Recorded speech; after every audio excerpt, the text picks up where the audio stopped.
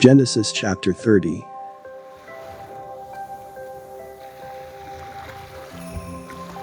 And when Rachel saw that she bare Jacob no children, Rachel envied her sister, and said unto Jacob, Give me children, or else I die. And Jacob's anger was kindled against Rachel. And he said, Am I in God's stead, who hath withheld from thee the fruit of the womb? And she said, Behold my maid Bilhah, go in unto her, and she shall bear upon my knees, that I may also have children by her. And she gave him Bilhah her handmaid to wife, and Jacob went in unto her. And Bilhah conceived, and bare Jacob a son. And Rachel said, God hath judged me, and hath also heard my voice, and hath given me a son. Therefore called she his name Dan. And Bilhah Rachel's maid conceived again, and bare Jacob a second son. And Rachel said, With great wrestlings have I wrestled with my sister, and I have prevailed. And she called his name Naphtali. When Leah saw that she had left bearing, she took Zilpah her maid, and gave her Jacob to wife. And Zilpah Leah's maid bare Jacob a son. And Leah said, A troop cometh. And she called his name Gad. And Zilpah Leah's maid bare Jacob a second son. And Leah said, Happy am I, for the daughters will call me blessed. And she called his name Asher. And Reuben went in the days of wheat harvest, and found mandrakes in the field, and brought them unto his mother Leah. Then Rachel said to Leah, Give me, I pray thee, of thy son's mandrakes.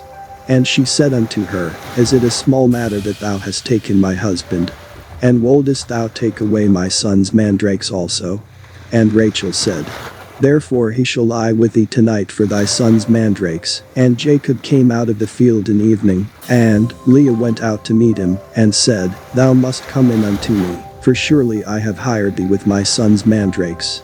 And he lay with her that night.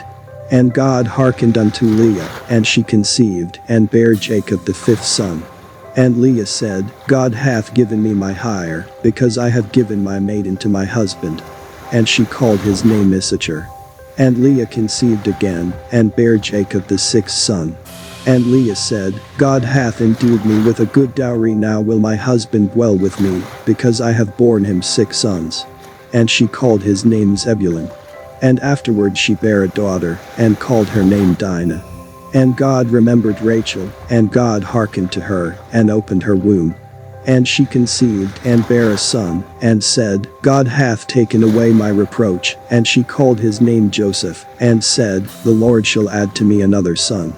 And it came to pass, when Rachel had borne Joseph, that Jacob said unto Laban, Send me away, that I may go unto mine own place, and to my country. Give me my wives and my children, for whom I have served thee, and let me go. For thou knowest my service which I have done thee. And Laban said unto him, I pray thee, if I have found favor in thine eyes, tarry. For I have learned by experience that the Lord hath blessed me for thy sake. And he said, Appoint me thy wages, and I will give it. And he said unto him, Thou knowest how I have served thee, and how thy cattle was with me. For it was little which thou hadst before I came, and it is now increased unto a multitude, and the Lord hath blessed thee since my coming. And now when shall I provide for mine own house also? And he said, What shall I give thee? And Jacob said, Thou shalt not give me anything. If thou wilt do this thing for me, I will again feed and keep thy flock. I will pass through all thy flock today, removing from thence all the speckled and spotted cattle, and all the brown cattle among the sheep, and the spotted and speckled among the goats. And of such shall be my hire. So shall my righteousness answer for me in time to come, when it shall come for my hire before thy face. Every one that is not speckled and spotted among the goats, and brown among the sheep, that shall be counted stolen with me. And Laban said, Behold, I would it might be according to thy word. And he removed that day the he-goats that were ring-streaked and spotted, and all the she-goats that were speckled and spotted, and every one that had some white in it, and all the brown among the sheep, and gave them into the hand of his sons. And he set 3 days' journey betwixt himself and Jacob. And Jacob fed the rest of Laban's flocks. And Jacob took him rods of green poplar, and of the hazel and chestnut tree, and pilled white strakes in them, and made the white appear which was in the rods. And he set the rods which he had pilled before the flocks in the gutters in the watering troughs, when the flocks came to drink, that they should conceive when they came to drink. And the flocks conceived before the rods, and brought forth cattle ring-straked, speckled, and spotted. And Jacob did separate the lambs, and set the faces of the flocks toward the ring-straked, and all the brown in the flock of Laban. And he put his own flocks by themselves, and put them not unto Laban's cattle. And it came to pass, whensoever the stronger cattle did conceive, that Jacob laid the rods before the eyes of the cattle in the gutters, that they might conceive among the rods. But when the cattle were feeble, he put them not in. So the feebler were Laban's, and the stronger Jacob's.